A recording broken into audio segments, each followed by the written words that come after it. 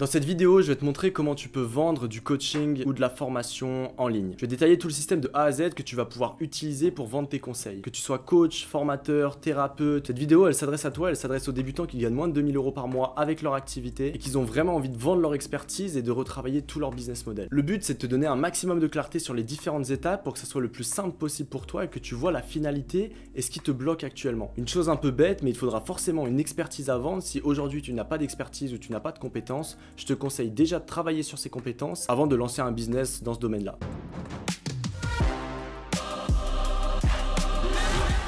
On se retrouve directement sur mon ordinateur et je vais te présenter non pas les 6 phases, je sais pas pourquoi j'en ai mis 6, mais les 5 phases pour lancer ton business, que ce soit de coaching, de formation ou de conseil. C'est tout simple et tu verras que toutes les phases se suivent, c'est-à-dire que je te conseille de retravailler la première, puis la deuxième, puis la troisième, etc.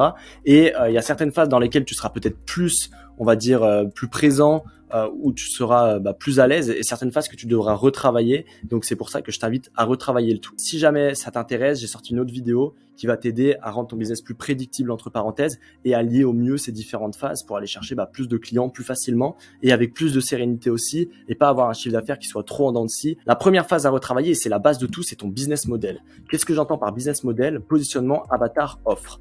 Dans ce cas-là, on va prendre un exemple que j'aime bien prendre. Un exemple, allez, on va prendre un coach immobilier. Ça veut dire un gars qui aide des particuliers, on va dire qu'on aide les particuliers, les salariés à investir en immobilier.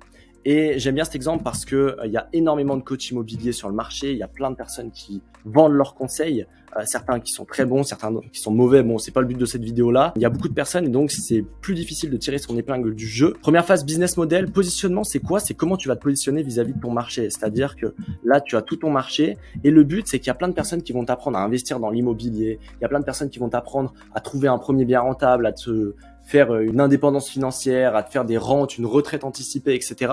C'est toi, comment tu vas te placer sur ce marché-là. Avec tous ces concurrents-là, qu'est-ce que tu vas faire pour être différent et pourquoi tes prospects auront envie d'aller chez toi et pas chez les autres.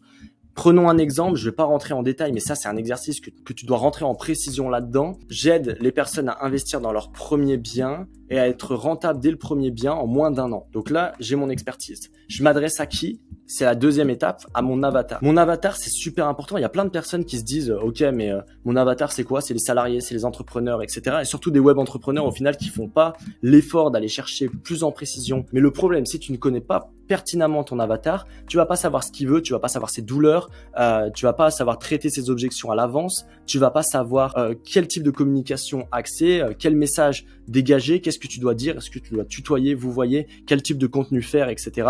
Et donc ça va te bloquer. Donc avoir une précision extrême sur ton avatar, ça veut dire quoi? Ça veut dire qu'est-ce qu'il fait concrètement dans sa vie, dans son activité, quelles sont ses peurs, quelles sont ses douleurs, pourquoi il aurait besoin de toi. Et une fois que tu as ton avatar, c'est-à-dire une personne qui a un problème, toi tu vas créer ton offre qui va être la solution à son problème. Cette personne-là a un problème, elle aime pas son travail ou elle a envie d'avoir plus de revenus, de se créer une retraite anticipée. Et toi, ton offre, ça va être quoi? Ça va être la transformation. Dans mon exemple, on l'aurait accompagné de 0, il y connaît rien du tout dans l'immobilier, à B, de A à B, on va dire, ou de 0 à 1. Et ça aurait été quoi la situation 1 ou la situation B? C'est qu'il a son premier bien rentable et qu'il est capable de générer un salaire uniquement avec son bien. Et après, c'est le format. Ça va être sous quelle forme tu vas le faire.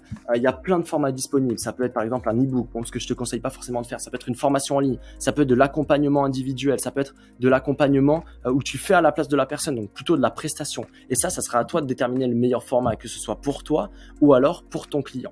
Voilà un petit peu les 3 bases de la première phase. Là, on va vraiment pas rentrer en détail. Le but, c'est vraiment qu'on survole le tout et que tu te dises, ok, là, par exemple, dans mon business, je fais moins de 2000 € par mois, j'en sais rien, moins de 1000 € par mois, où je vis pas encore de mon activité.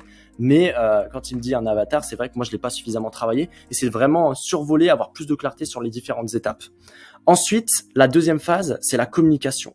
C'est-à-dire quel message on va adopter pour sa cible. Et d'où l'idée, si on ne connaît pas suffisamment son avatar, si on ne connaît pas sa cible, on ne pourra pas avoir un message qui soit clair. Donc là, le but, c'est d'avoir un message qui soit ultra clair pour sa cible, savoir exactement comment communiquer. Et la deuxième phase, création de communauté. Tu vas choisir une plateforme, Instagram, TikTok, YouTube ou peu importe, où tu vas apporter du contenu gratuit et qui va te faire connaître et qui va te permettre de te référencer, etc. C'est une étape qui n'est pas obligatoire, mais qui pour moi est tellement importante que je te conseille carrément de le faire. Tu peux fonctionner avec de la prospection sans avoir de communauté, tu peux fonctionner avec de la publicité sans avoir de communauté, mais le but, si tu crées une communauté, tu as un aspect confiance qui est juste énorme. Les personnes vont te faire confiance, elles vont apprécier ce que tu fais, elles auront potentiellement envie d'aller plus loin. Et dans cette création de communauté, c'est répondre à certaines questions. Dans l'idée là, je sais que les personnes, elles se posent comme question, mais j'ai pas assez de temps avec mon job pour investir dans l'immobilier. Et bah là, par exemple, je peux faire une vidéo YouTube sur comment investir dans l'immobilier en moins d'1 heure par jour. Comme ça, je casse les objections, je réponds à certaines questions vu que je les aurais bien travaillées en amont, et ça me permet de créer une communauté autour de mes valeurs, autour de ce que je veux délivrer, et pas me travestir aussi pour une communauté, pas faire du contenu en louant des lambeaux ou j'en sais rien parce que vous dites que ça fera plus sérieux ou j'en sais rien, absolument pas, ou pas faire du contenu qui soit trop en dehors ou jouer un rôle, mais vraiment soyez vous-même et créez une communauté autour de vous-même. Et quel message pour sa cible? Ça veut dire quelle va être la promesse de votre offre, comment vous allez parler de votre offre, est-ce que vous allez parler en toute sincérité, c'est-à-dire j'ai un programme payant dans lequel je vais t'aider à faire ça, il y a des personnes qui réussissent très bien, il y en a d'autres qui marchent un peu moins, mais le but c'est qu'on y va ensemble et peu importe le temps que ça prend, que je t'accompagne, est-ce que vous allez plutôt axer sur les chiffres, etc. Et encore une fois, ça va être toute votre communication en fonction de votre avatar. Et je ferai une vidéo pour définir toute sa stratégie de communication parce que c'est super important. Et là, je viens de faire une vidéo juste avant avec un de nos clients, Alexandre, et lui, il a développé une communauté de plus de 100 000 abonnés sur TikTok et ça lui permettait, le premier mois où on a travaillé avec lui, il a eu 400 formulaires de personnes qui voulaient travailler avec lui, juste avec une seule vidéo. Imaginez-vous avoir 400 personnes qui demandent à travailler avec vous avec une vidéo, c'est juste dingue. Donc voilà pourquoi une communauté, c'est super puissant et voilà pourquoi vous devez la développer aussi. Mais aussi, c'est adapter dans cette phase communication le message pour votre cible. La troisième phase, c'est l'acquisition. Maintenant, vous avez un business model, vous savez les fondations, vous savez où vous vous situez, à qui vous vendez et ce que vous vendez et pourquoi vous vendez ça. Vous savez comment communiquer, c'est-à-dire comment présenter cette offre à votre cible, comment faire le pont entre votre cible et votre offre, comment définir toute cette stratégie de communication-là. Donc, dans création de communauté, je parle aussi de stratégie de communication. Ça peut être, comme je vous disais, mais différents axes, etc. Et donc là, la troisième phase, ça va être l'acquisition. Comment vous faites le pont? C'est-à-dire que là, vous avez votre avatar, là, vous avez votre offre. Et ben, il faut faire le pont entre les deux pour que les personnes aient envie de vous rejoindre et aient envie d'échanger leur argent. Eux, ils vous donnent de l'argent et vous vendez un service, un produit. Donc, l'acquisition, elle peut se faire de différentes façons. Si vous débutez de zéro, je vous conseille de faire dans ce schéma-là. Première prospection. Vous allez au contact. La prospection, c'est pas quelque chose de négatif. Vous démarchez pas la personne agressivement, etc. Mais vous allez vraiment au contact et ça vous permettra de tester votre offre, de voir si elle plaît à votre cible, à votre marché et d'être en direct aussi. Donc vous avez différentes façons de faire de la prospection, de la prospection physique via votre réseau. Et via les réseaux sociaux, je vais vous mettre 2 vidéos en fiche. Comment faire de la prospection via son réseau, parce que je ne vais pas rentrer en détail là, et avoir votre premier client. Si vous faites la méthode, honnêtement, vous aurez votre premier client si vous avez bien travaillé en amont tout ce que j'ai vu. Dans la semaine, c'est obligé. Et comment faire de la prospection sur les réseaux sociaux et notamment sur Instagram. Je vous ai fait une formation gratuite sur YouTube d'à peu près 1 heure qui honnêtement est ultra puissante aussi. Donc je vous les mettrai en fiche et je vous invite à les regarder si vous voulez vraiment approfondir parce qu'on retravaille aussi toute cette vision de la prospection et ça peut énormément vous aider. La deuxième chose, c'est une communauté.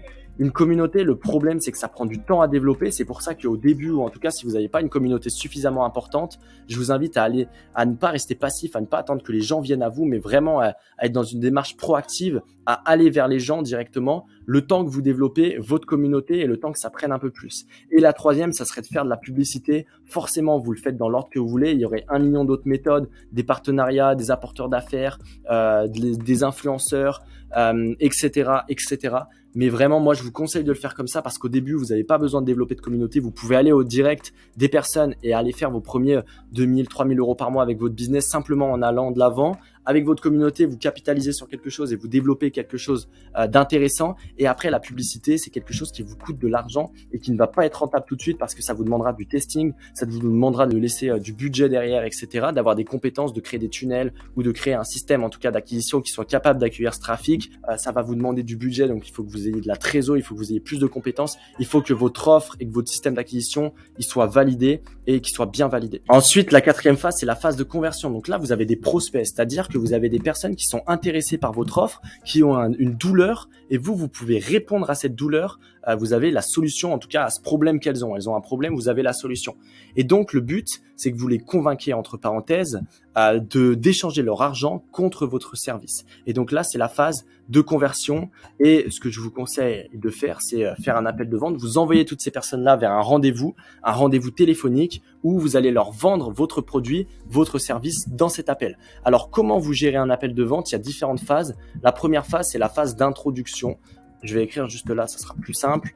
La première phase, c'est la phase, du coup, introduction. Qu'est-ce que vous allez faire dans cette phase d'introduction? Vous allez briser la glace et vous allez dire à la personne, lui donner le cadre. Comment va se passer l'appel? Super important de bien donner le cadre parce que sinon la personne, peut-être qu'elle ne sait pas qu'à la fin vous avez un produit à vendre, etc. Ça peut ressembler à ça. Vous lui demandez comment s'est passé son week-end, etc. Et après vous lui annoncez, bah écoute, durant cet appel, moi le but c'est vraiment que je comprenne quel est ton besoin, comment je vais pouvoir t'aider. Et après, si je vois que je peux t'aider, je te présenterai mon programme d'accompagnement. Est-ce que c'est OK pour toi? Vous faites valider la personne. Ensuite, le but, c'est la phase, on va dire, d'analyse où vous comprenez vraiment quel est le besoin de la personne, quelle est sa douleur, est-ce que vous allez pouvoir l'aider, etc., etc. Une fois que vous voyez si vous pouvez l'aider, je vais simplifier. Je vais vraiment revenir au basique parce que normalement, il y aurait différentes phases, etc. Mais je vais vraiment revenir au basique pour vous donner un genre de script. Et si ce genre de vidéo vous intéresse, n'hésitez pas à me dire. Je pourrais vous donner la trame entière dans une vidéo ou alors vous expliquer vraiment comment gérer votre appel de closing au mieux ou votre rendez-vous de vente au mieux et comment avoir le maximum de conversion possible. Une fois avec votre phase d'analyse, une fois que vous voyez, si vous voyez que vous pouvez aider la personne, présentation de l'offre. Encore une fois, il y a différentes phases par lesquelles vous devez faire passer la personne. Mais là, je vais vraiment simplifier au maximum. Présentation de l'offre et ensuite objection. Donc, vous allez traiter les objections. Ça veut dire que la personne va dire ouais, mais c'est pas le bon moment, c'est trop cher, etc. Et là, vous allez traiter les objections en direct et vous pouvez lui apporter des réponses. Voilà au niveau de l'appel de vente. Et enfin, ce que vous allez faire, une fois que vous avez votre client, le but, c'est pas de le laisser comme ça. Parce que le but, c'est pas d'avoir des simples clients, mais d'avoir des ambassadeurs. Donc, des personnes qui vont rester, qui vont vous recommander et peut-être qui vont racheter chez vous. Donc, vous allez voir, comme on vous a dit ou comme je vous ai dit, il y a une transformation qui se passe de A à B, c'est-à-dire je connais rien en immobilier à j'ai mon bien rentable. Et ben, quelle est la prochaine étape vers laquelle je peux l'accompagner? Ça peut être comment acquérir d'autres biens rentables. Et donc, là, je vais lui dire, je continue à t'accompagner pour X euros et j'ai quelque chose avec lesquels je pourrais encore t'aider à avoir d'autres biens, à te sécuriser encore plus, à développer ton patrimoine. Ou alors, ça pourrait être comment payer moins d'impôts grâce à son immobilier et vraiment avoir toute cette transformation et réfléchir à cette transformation en amont, c'est super important parce que quand vous résolvez un problème, vous créez automatiquement un autre problème et la majorité des personnes qui vont être satisfaites, donc le but c'est d'avoir un produit, une prestation, un service qui soit le plus qualitatif possible pour que les personnes soient satisfaites, pour qu'elles aient envie de continuer avec vous et vous verrez que ça se fait très naturellement. Si vous réfléchissez en amont à comment emmener la personne à la suite et à qu'est-ce que vous pouvez délivrer après, ça va se faire très naturellement.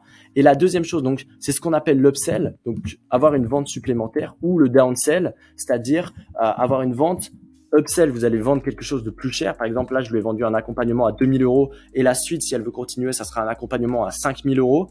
Et un downsell, ça sera quelque chose de moins cher. Si elle n'a pas l'argent, et par exemple, je continue à l'accompagner dans sa démarche de recherche de biens pendant 6 mois et je la fais payer cette personne-là 1000 euros.